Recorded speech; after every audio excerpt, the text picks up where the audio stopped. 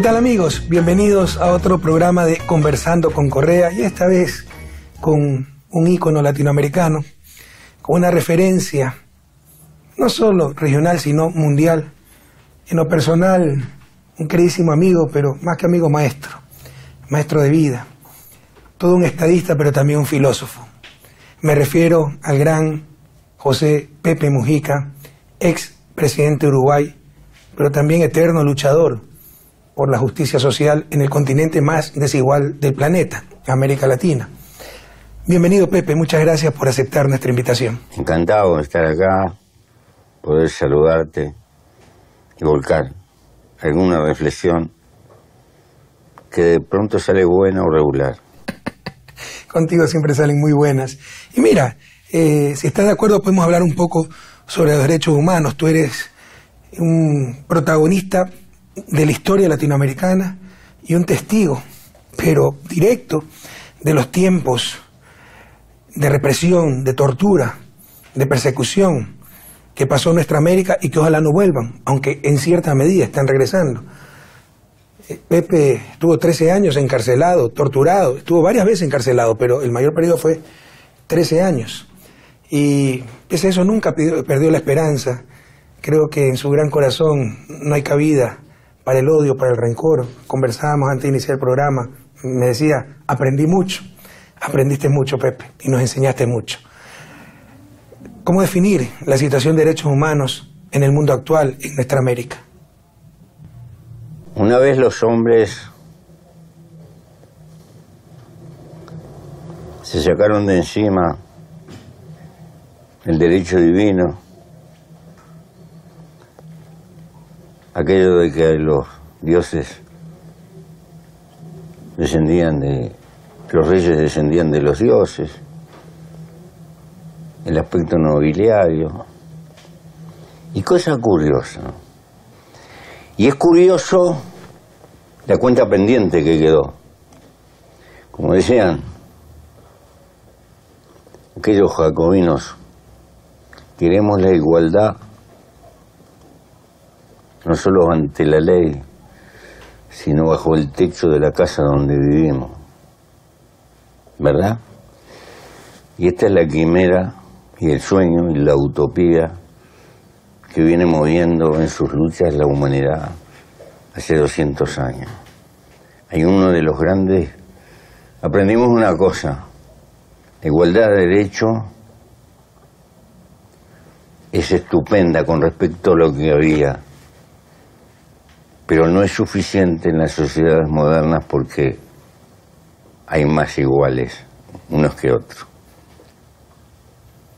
Igualdad entre los que ellos consideran iguales, porque ese es uno de los graves problemas.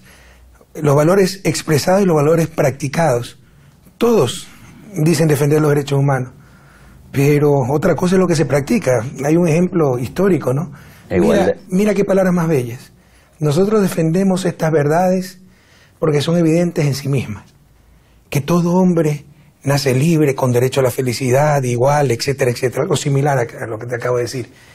Eso es parte de la Declaración de Independencia de los Estados Unidos, uno de los documentos más bellos de la historia de la humanidad, cuyo principal autor es Thomas Jefferson. Pero resulta que Thomas Jefferson era propietario, las últimas investigaciones dicen, de aproximadamente 600 esclavos. Y te aseguro, Thomas Jefferson era un tipo brillante y una buena persona. Pero en su formación no podía entender que los esclavos también eran seres humanos, también eran personas. Y ese es el problema, por ejemplo, que ocurre con las élites latinoamericanas 200 años después. Cuando hablan de libertad, hablan de su libertad. Cuando hablan de igualdad entre ellos. Pero van a apoyar un gobierno que le dé mejores escuelas a los hijos de sus empleadas domésticas. Pero van a asesinar a un presidente que intente darle las mismas escuelas que a sus hijos, a los hijos de las empleadas domésticas. Entonces, son valores que se expresan, pero no se practican.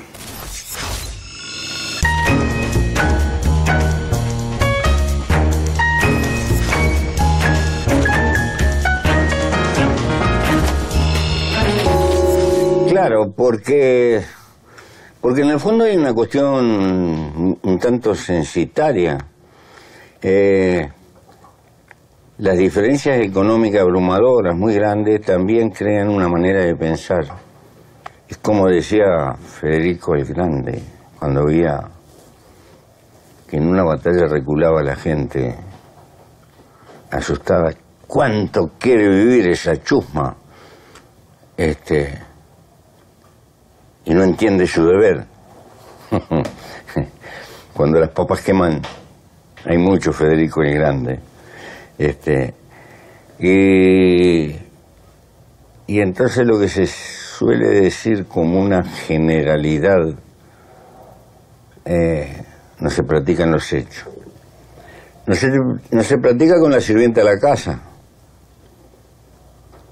a la que en muchos lugares de América Latina es una lucha para que le paguen la seguridad social. Por hablarte. O ahora que hay una lucha muy justificada del género, ¿verdad? Pero resulta que allá en el fondo de la sociedad hay mujeres abandonadas con 4 o 5 hijos, porque el hombre hace escapismo en la pobreza, y ellas tienen que soportar el patriarcado más la pobreza. Y parte de este feminismo que está de moda, no se olvida de este fenómeno, que en mi país por lo menos es grave.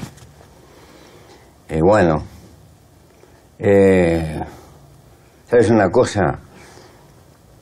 El bolsillo parece ser el órgano más sensible de la especie humana. No de todos, pero de mucha gente, por suerte. Y entonces la tabla de los derechos humanos debe de atravesar la malla indeleble de las expresiones del bolsillo. Sí, hay cosas increíbles, ¿no? En América Latina sobre todo, pero en otras partes, especialmente, lastimosamente, del mundo en desarrollo, cuando el bienestar de uno se basa sobre la espalda, sobre el malestar del otro. Y esos unos te hablan de libertad, de derechos, pero pareciera ser que los otros no tienen esa libertad, no tienen esos derechos. Tú diste un gran ejemplo, las empleadas domésticas, que en mi país yo las llamaba las esclavas domésticas. Cuando llegué al gobierno, ganaban por ley la mitad del salario básico. Teníamos que entender que las empleadas domésticas comían la mitad que el resto. Tenían tan solo una tarde libre cada 15 días. Obviamente no tenían derechos laborales, sobresueldos, etcétera, afiliación a la seguridad social.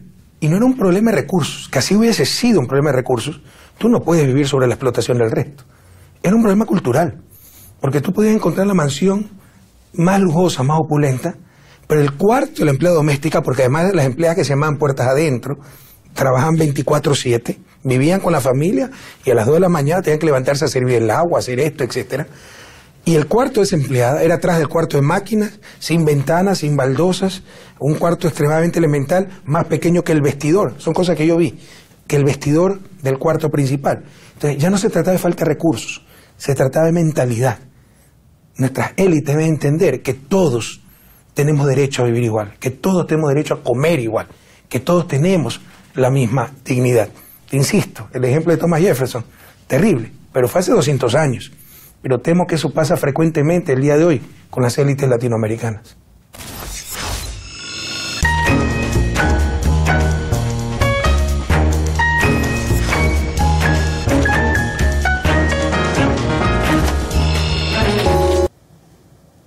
La esclavitud no se fue por derechos humanos, se fue porque económicamente era un clavo.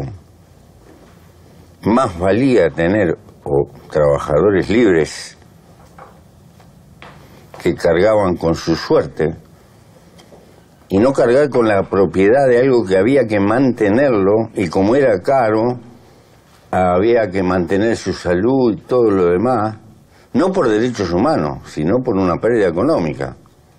Sí, lo del esclavismo es un gran ejemplo de la doble moral y cómo se maneja todo en función de intereses, ¿no? Estados Unidos dicen que es la democracia más antigua del planeta, pero tomó 100 años de democracia, entre comillas, para abolir la esclavitud, y 100 años más para que los negros tengan, al menos formalmente, los mismos derechos que los blancos. Sí. No coincido totalmente con tu visión de por qué se abolió la esclavitud. Era la confrontación del norte con el sur producía materias primas, el norte más industrializado. Entonces era mano de obra barata, gratis para el sur. Pero se han dado muchos ejemplos históricos de doble moral, de, insisto, decir una cosa y practicar otra. El principal instrumento latinoamericano y uno de los principales del mundo, derechos humanos, un instrumento precioso, es la Convención Interamericana de Derechos Humanos o Pacto de San José. Es del año 69, justo antes de que empiecen todas las dictaduras militares en América del Sur. Y dictaduras militares impuestas para evitar el surgimiento de la izquierda. Mira que la primera vez que llega la izquierda democráticamente en la región, con Salvador Allende, ¿no? Precisamente en los 70, un año después de la convención, brutalmente separada del poder por el golpe de Estado de Pinochet. Ya habíamos sufrido los ensayos en Guatemala. Sí, y con Convención Interamericana de Derechos Humanos. Y estas son las grandes contradicciones. En el sistema interamericano, la sede de la Comisión Interamericana de Derechos Humanos está en Washington. Y todos sabemos que Washington era el que imponía las dictaduras en América del Sur, ¿no? Y esa comisión es la que se encarga de tratar a los muertos, heridos, desaparecidos, víctimas de las dictaduras. Pero con sede en el país que promueve esas dictaduras. Entonces son contradicciones que al menos Latinoamérica debe reflexionar. Pero el mundo entero también debe reflexionar sobre los derechos humanos. Fíjate, no sé qué opinas de esto, de esta globalización. Nadie puede estar en contra de la globalización, pero hay que insertarse primero estratégicamente en esa globalización, y es una globalización que busque crear una sociedad global, no un mercado global. Ciudadanos del mundo, no consumidores mundiales. Y se basa en la teoría del mercado, la libre movilidad de mercancías y factores para lograr máxima eficiencia. Y claro, cada vez promueven la mayor movilidad de mercancías, la mayor movilidad de capitales, pero criminalizan la principal movilidad. Y cada vez más la criminalizan, que es la movilidad humana. ¿Cómo entender esas contradicciones? Y es un atentado también a los derechos humanos. Es tal vez el peor del punto de vista masivo de lo que se está viviendo hoy. La discriminación que existe, la resistencia en Europa para aceptar inmigrantes. Lo que está pasando con los africanos. Una África que fue descuartizada, que se la repartieron en Europa, fundando respectivos imperios coloniales, que fue saqueada hasta el infinito. Todavía, hoy, se le paga con una brutal discriminación y sin un esfuerzo de tratar de ayudar a África para que solucione sus problemas más graves. Derechos humanos son mujeres que caminan 5 kilómetros para conseguir 2 baldes de agua en África subsahariana, y que no se pueda solucionar en el mundo de hoy el problema del agua para el consumo humano. No es un problema de África, es un problema de la humanidad entera. Se necesita una globalización contra eso. Pero tú te caes de espalda cuando uno se entera que el 40% del trigo que produce Alemania lo exporta hacia África. Con esta diferencia: el trigo alemán está subsidiado, porque si no sería imposible producir trigo a los precios del mercado mundial. Está subsidiado. Y después se le prestan a los africanos recursos para que compren, y con lo cual perjudican a los agricultores que trabajan en el sorgo, etcétera, etcétera, en la pobre África, ¿no? Esas son las contradicciones que tiene la política contemporánea, que globalmente vista desde el punto de vista de los derechos humanos es realmente espeluznante. Lo que está pasando en el Mediterráneo es criminal. Mi país es muy pequeño, tú lo conoces. Pero tiene años que recibió 40.000 emigrantes. Sí, un ejemplo para el mundo. 40.000 emigrantes por año. Y ahora es una historia. Semejantes países tienen un problema que no pueden.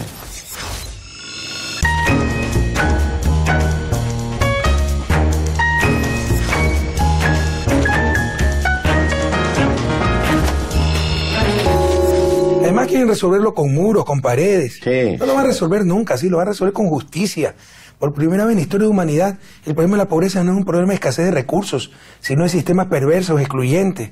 Pero, además que muchas veces son responsables de esas situaciones, porque también hay muy poca gente deja su tierra natal por voluntad propia. No, deja por necesidad. Son exiliados de la pobreza o de la violencia, como en el caso de Siria. Entonces los que crearon ese conflicto tienen que corresponsabilizarse, pero no asumen esas responsabilidades. Y en el mundo de hoy, Pepe, no sé qué opinas de aquello, los derechos humanos no pueden ser disociados de los derechos de la naturaleza. Porque atentar contra la naturaleza es atentar contra toda la humanidad. Hablamos de pobreza, hablamos de desigualdad, de exclusión. Pues no habrá nada de aquello si no tenemos planeta. Y se está atentando contra el planeta. Entonces debemos tener una visión integral, derechos humanos y derechos de naturaleza. Yo sé que suena extraño hablar de derechos de naturaleza. La Constitución ecuatoriana es la primera en el mundo en establecer derechos de naturaleza como fuente de vida. Pero es algo que discutir el planeta entero. Lo que pasa que nuestro modelo civilizatorio, dibujado por esa fuerza creadora y destructiva formidable que logró el capitalismo, que domesticó a la ciencia y lo puso al servicio del incremento tecnológico y a para multiplicación del mercado y de la ganancia, ha desatado también una cultura subliminal que cubre todo el planeta, que prioriza el éxito económico por encima de cualquier otra cosa como valor. Y entonces ha dejado de lado la seriedad que le está causando a la naturaleza, como si no tuviera responsabilidad. Y crea esta situación fantástica del hombre. Nunca tuvo tanto conocimiento, tanta cultura, tanto capital ni tantos medios como tiene hoy. Y nunca pudo organizar desastre tan grande como el que está organizando fervorosamente por todo el planeta, poniendo en juego la vida de la especie y de todo lo que nos acompaña. Porque es parte de la globalización darse cuenta que pertenecemos al pequeño reino de las cosas vivas, que es infinitamente pequeño ante la magnitud del silencio universal. Pertenecemos a ese bloquecito que tal vez tenga cosas por ahí flotando, pero no tanto. Y que este problema de defender la vida en general, en primer la de la especie, eso, es tal vez la misión más importante que tenemos, la única justificación de que la naturaleza nos haya dado conciencia.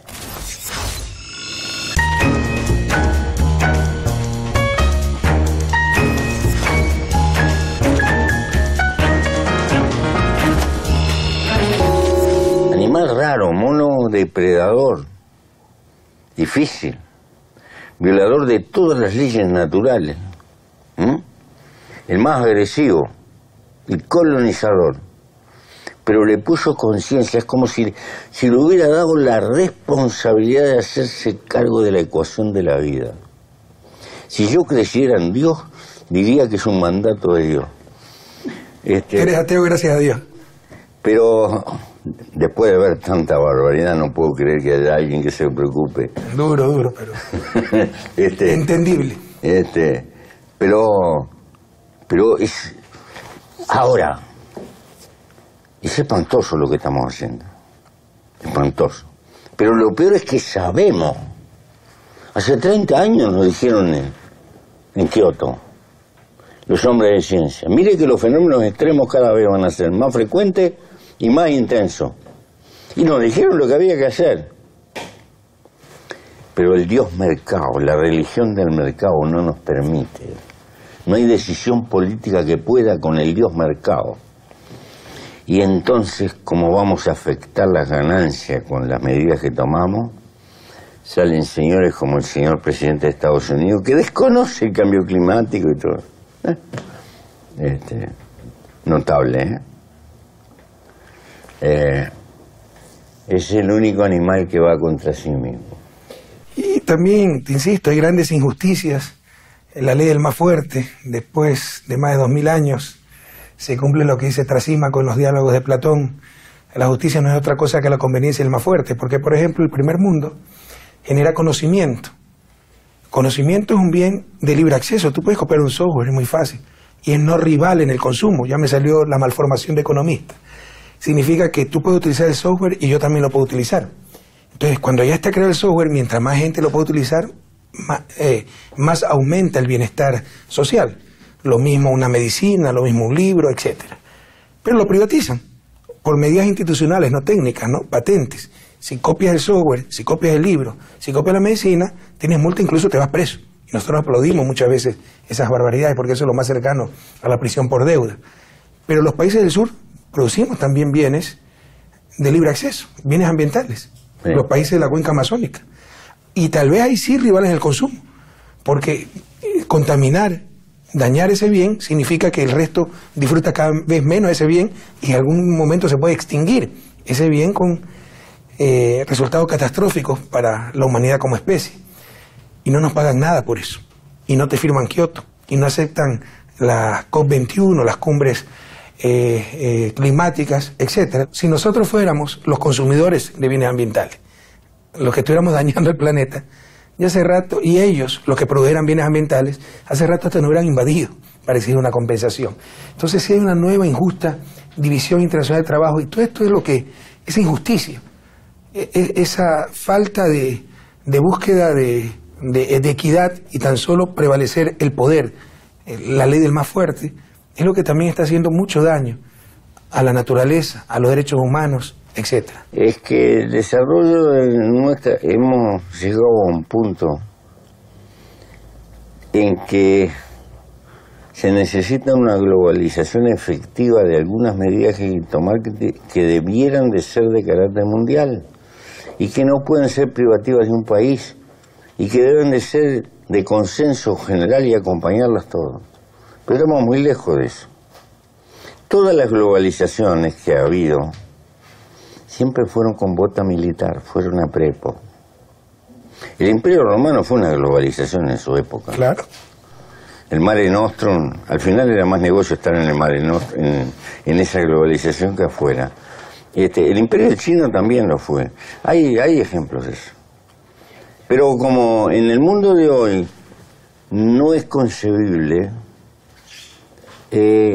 acá probablemente se mida hasta dónde llega la capacidad de nuestra especie. Porque esta falla es una falla de carácter político, en el sentido que necesitamos gobernarnos como especie, por lo menos en algunos aspectos. Y estamos tironeando por el mercado, por el negocio de esto, y no podemos superar esa contradicción. Si el hombre no es capaz de superar esa contradicción, es probable que no esté a la altura de la civilización, de los retos de la civilización que ha desatado. Pero la falla no es ecológica, es política, porque sabemos lo que hay que hacer y no lo hacemos.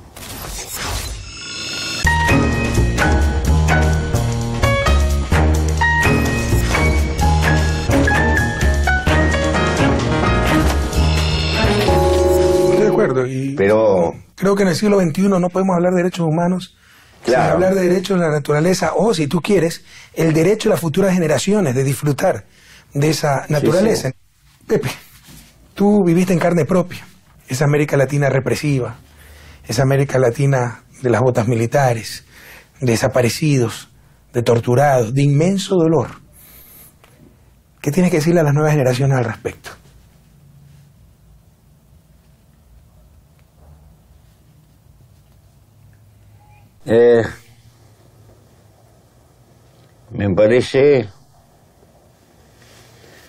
Me parece que hay cosas por las que hay que... Una cosa es querer apasionadamente y luchar con convencimiento apasionado. y otra cosa dejarse dominar por el odio y caer en el odio. El amor y el odio son dos cosas ciegas. La gran ventaja que tiene el amor que es creador, pero el odio termina destruyendo a quien lo profesa. La persecución, la tortura, el aplastamiento de la gente indefensa, son ofensas a nosotros mismos. Si aquel que se cree fuerte y practica esto, en realidad está pagando un precio él mismo. Se degrada del punto de vista del hombre. ¿Tú no tienes rencor? No. Hacia aquellos que te torturaron. No. Que te quitaron 13 años de tu vida. No, al contrario. Le tengo lástima. Porque además aprendí una cosa. Cada ser humano, soy un luchador social. Y cada ser humano es como un solcito. Tiene un sistema planetario alrededor. Tal vez tú no puedas ganar el solcito. Está irremisiblemente perdido. Pero tienes que intentar ganar alguno de los planetas o todos los planetas. Aislar ese solcito negativo. Entonces, si tú practicas la venganza con ese solcito por las deudas, vas a quedar mal con los planetas. Tienes que encontrar circunstancias para... La mejor manera de enfrentar el mal es aislarlo. Y hay que tener paciencia y sabiduría. Muchas gracias, Pepe. Creo que... Gracias a ti. Hay importantes conclusiones. Todo poder puede atentar a los derechos humanos, no solo el poder político, no solo el poder estatal. Y en el siglo XXI no se puede disociar los derechos humanos de los derechos de naturaleza y el cuidado del único planeta que tenemos.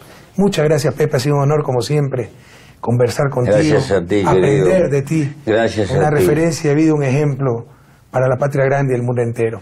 Y con ustedes, queridos amigos, hasta la próxima semana, en otro episodio más de Conversando con Correa.